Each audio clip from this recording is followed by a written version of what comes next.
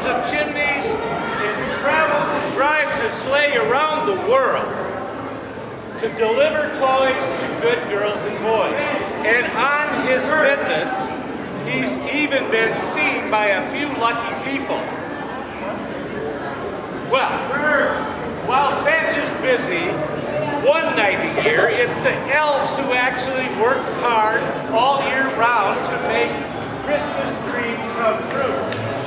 And how they came to live and work together at the North Pole is a story worth telling.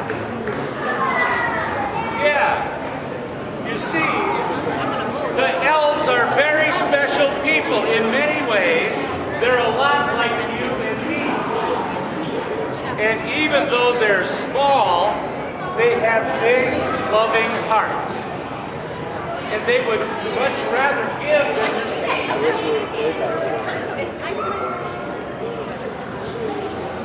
See, the elves are very creative, and they love to make things with their hands, and they love to paint and draw and make things like toys. And look at that, they're making toys. And like I said before, they would rather give than receive. Elves have pointy ears and big happy grins. And sometimes they wear funny clothes. And their voices are high and squeaky. And I'll bet you didn't know that they love school and reading, just like you. Yeah. But what you may not know about the elves is that they didn't always work with Santa, and they didn't always live at the North Pole. You see, long ago they actually lived among us. But because they were always a little bit different and a little bit small, they weren't always treated nicely by those who were bigger. You know what that's like, don't you? Yeah. And so one day, they got tired of being picked on and poked at and pushed, and they decided that they were going to move out of town. And so they moved to a place where nobody would bother them anymore, and that place was the North Pole. Well, I'll tell you, they were running away from their problems, but they soon had other problems. You see, they loved to make things with their hands, like I said before, but they didn't have anybody to give their toys to. So their toys piled higher and higher and deeper, and before they knew it, they were up to their ears in toys. They needed some help.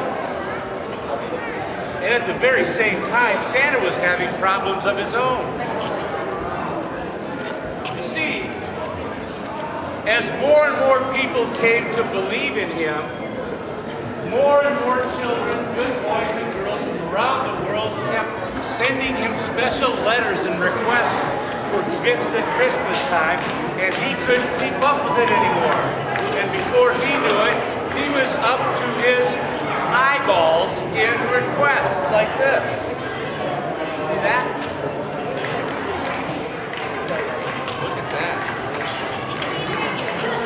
Well, one day, a little bird visited him and told Santa about the elves at the North Pole and how they love to make toys and special things for good girls and boys. And the bird thought about an idea that could help Santa and help the elves at the same time. And that very day, Santa took the train to the North Pole. He took the 3 o'clock because the 6 o'clock gets in too late. And when he got there, he introduced himself to the elves. And at first, because he was so big and they were so small, they were a little afraid of him. But soon he convinced them that he would always be kind and always treat them nicely. Well, they became very good friends right away. And then he told the elves about the good girls and boys at Christmas and how he loves to deliver toys, but he just can't keep up with making all the toys. And the elves said right away, that they wanted to help. And ever since that day, the elves have been a very important part of Christmas. Did you know that? It's true. So now you know why Santa and the elves all live and work together at the North Pole, but there's one more thing you should know. No matter where we go and whatever we do, we should always be kind to those who are smaller or somehow different. They just might be an elf. Did you like that? But all through the house, not a creature was stirring, not even a mouse. The stockings were hung by the chimney with care in hopes that St. Nicholas soon would be there. The children were nestled all snug in their beds while visions of sugar plums danced in their heads, and Mom in her kerchief and I in my cap had just settled down for a long winter's nap. Oh. When out on the lawn there arose such a clatter, I sprang from my bed to see what was the matter. Away to the window, I flew like a flash. Tore open the shutters, threw up the sash. The moon on the breast of the new-fallen snow gave the luster of midday to objects below, and what to my wondering eye should appear but a miniature sleigh and a tiny reindeer. With the little old driver so lively and quick, I knew in a moment it must be St. Nick. More rapid than eagles his coursers they came, and he whistled and shouted and called them by name.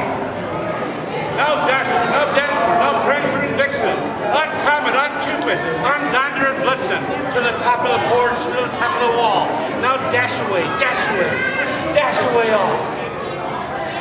As dry leaves before the wild hurricane fly when they meet with an obstacle, mount to the sky, so up to the housetop the coursers they flew with sleigh full of toys.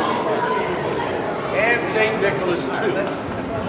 And then, in a twinkling, I heard on the roof the prancing and pawing of each little hoof.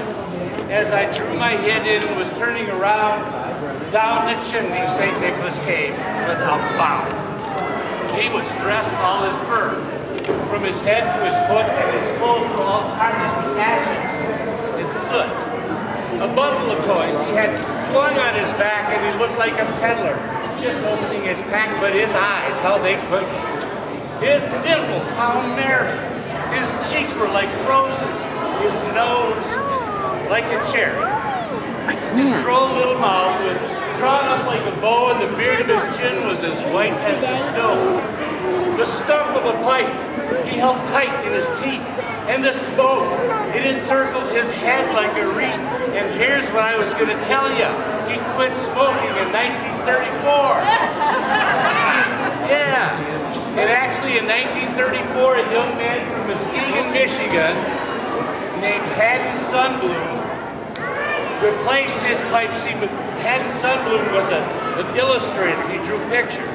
And he replaced Santa's pipe with a refreshing bottle of Coca-Cola. So every year since 1934, he's given up smoking, but now he drinks Diet Coke.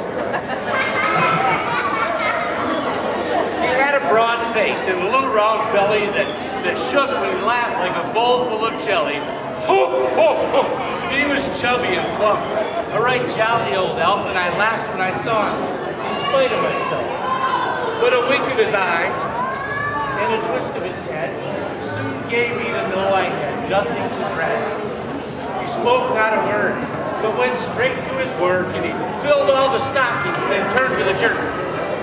And laying his finger aside of his nose and giving a nod, up the chimney he rode. He sprang to his sleigh.